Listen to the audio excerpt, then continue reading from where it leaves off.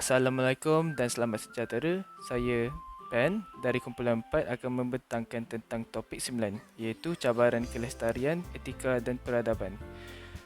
Kumpulan 4 mempunyai 6 ahli iaitu Daniel, Haziq, saya Ben, Mafiz, Kal dan Harish.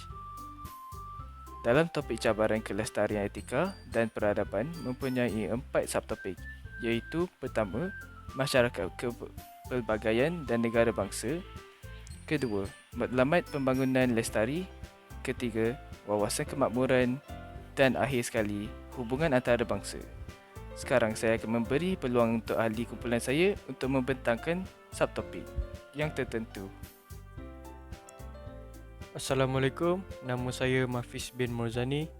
Dari kumpulan 4, saya akan membahaskan tentang isu positif atau kebaikan masyarakat kepelbagaian dan negara bangsa. Seperti mana kita tahu, negara Malaysia mempunyai pelbagai bangsa dan agama. Sebagai contoh, kita mempunyai bangsa Melayu, Cina dan India. Dengan ini, ia menjadi sumber kekuatan Malaysia sebagai sebuah negara majmuk. Oleh itu, ia dapat menjadikan satu peluang untuk memajukan negara dan dapat menciptakan kejayaan. Selain itu, negara kita dapat mengekalkan perpaduan antara kaum sebagai contoh, mengamalkan semangat perkongsian, saling menghormati dan menanam sikap toleransi sesama rakyat Malaysia. Dengan itu, masyarakat akan lebih terbuka untuk mengenali dan memahami agama antara satu sama lain. Assalamualaikum, nama saya Ahmad Benyamin bin Muhammad Farid.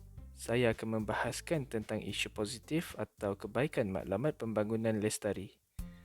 Matlamat ini bermakna keseimbangan antara 3 faktor kemajuan tamadun iaitu sosial, ekonomi dan alam sekitar.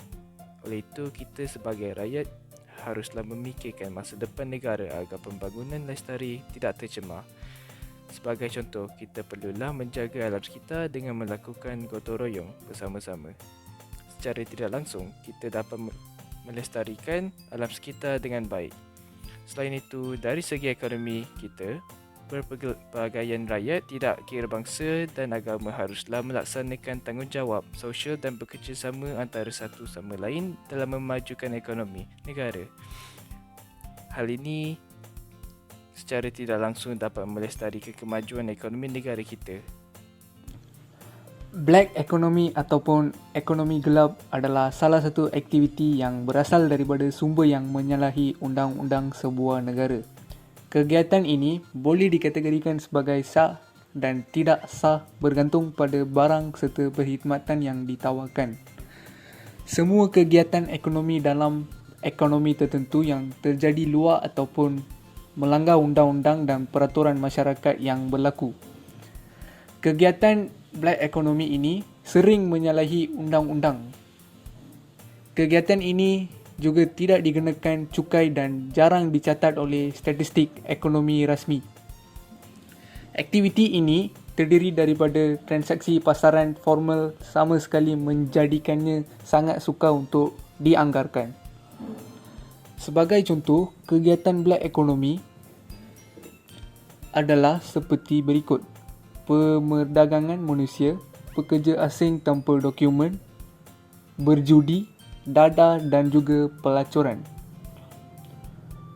Rasuah pula, menurut Suruhanjaya Pencegahan Rasuah Malaysia, rasuah didefinisikan sebagai penerimaan atau pemberian suapan sebagai upah atau dorongan untuk seseorang individu kerana melakukan atau tidak melakukan sesuatu perbuatan yang berkaitan dengan tugas rasmi. Suapan juga terdiri daripada wang, hadiah, bonus, undi, perkhidmatan, jawatan, upah dan juga diskaun. Kesan daripada aktiviti sebegini, hal ini akan menyebabkan imej negara kita dan kredibiliti negara jejas. Jika kita terpalit dengan isu yang melibatkan rasuah, negara akan kehilangan minat daripada pelabur-pelabur asing kerana mereka tidak percaya akan sistem pentadbiran kita. Apabila kehilangan pelabur asing, maka ekonomi negara akan merosot dan lembab. Selain itu, pembangunan juga akan menjadi tidak seimbang dan saksama. Akhirnya, pergolakan sosial dan rusuhan. Walaupun negara kita belum lagi mengalami tindakan ganas dari rakyat kerana kepimpinan yang dilanda rasuah, namun contoh-contoh dari pergolakan sosial dan rusuhan lain yang berlaku di beberapa negara lain boleh dijadikan contoh. Apabila rakyat merasa kecewa dan perasaan benci meluap-luap kerana ditindas, ditipu, kecurangan dan ketidakadilan dilakukan oleh golongan pemerintah, maka kebangkitan rakyat tidak dapat dielakkan.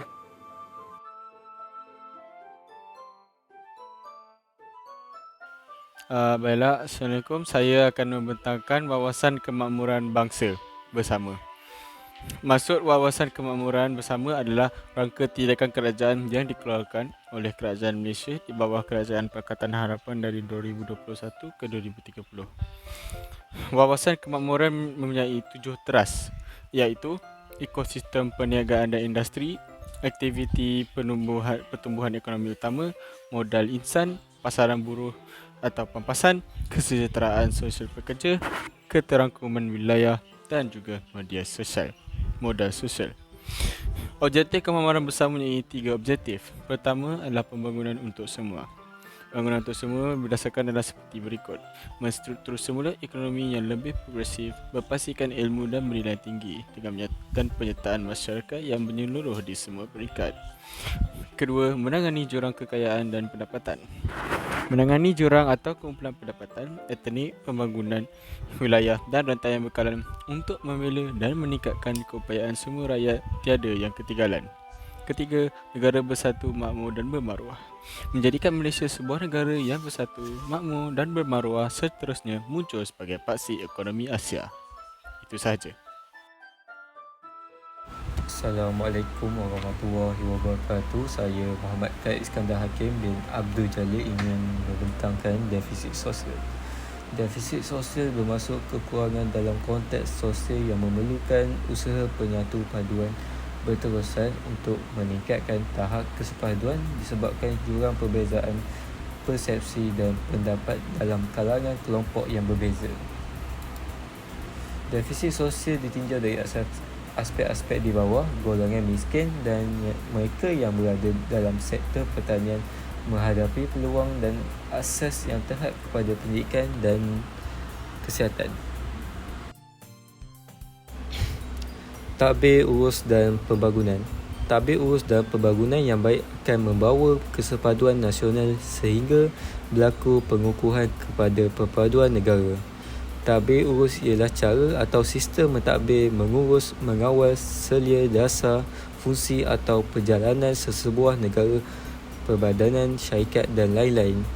Ciri-ciri tadbir urus yang baik ialah hak bersuara dan accountability, kestabilan politik tanpa keganasan, keberkesanan kerajaan mentadbir, kedaulatan undang-undang dan kawasan rasuah. Objektif tadbir urus dan pembangunan ialah menyemai dan meningkatkan keyakinan rakyat terhadap kerajaan untuk melaksanakan dasar yang telah dimandatkan, menjamin kesejahteraan sosial dan ekonomi dan masyarakat, menjaga keselamatan negara dan menjamin perpaduan demi kestabilan negara. Assalamualaikum warahmatullahi wabarakatuh. Nama saya Daniel Syahid Kabir Rizal. Saya akan membahas tentang hubungan antara bangsa untuk menjamin keselamatan dan keamanan negara. Malaysia menjalinkan hubungan baik antara negara untuk mengelakkan berlakunya konflik atau peperangan. Contoh yang dapat saya berikan dalam hal ini ialah mangsa. Contoh yang dapat saya berikan dalam hal ini ialah menjaga ekonomi global, menjaga perkembangan ekonomi negara, bebas dari mana-mana ancaman dan juga Malaysia mempunyai strategi untuk mengatasi ancaman luar. Dengan adanya hubungan luar antarabangsa ini, Malaysia dapat menjalinkan hubungan antara negara-negara luar agar Malaysia tidak menjadi negara terancam. Saya akan memberi pepatah bahasa iaitu kuat akar kerana tunjang, kuat tunjang kerana akar. Justru semua negara di dunia perlulah menjalinkan hubungan yang baik demi kebaikan dan kepentingan bersama. Negara serantau merupakan negara-negara yang bersempadan atau berhampiran dengan negara kita. Malaysia telah menjalinkan dan mengeratkan hubungan dengan negara-negara serantau untuk mengimbangi dan memajukan ekonomi serta teknologi negara. Antara kebaikan menjamin hubungan baik dengan negara serantau termasuklah menjamin kestabilan politik di negara kita.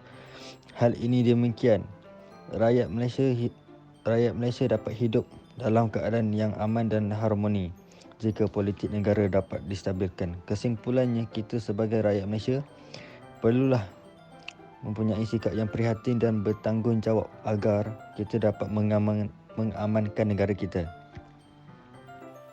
Itu sahaja daripada kumpulan kami. Sekian, terima kasih.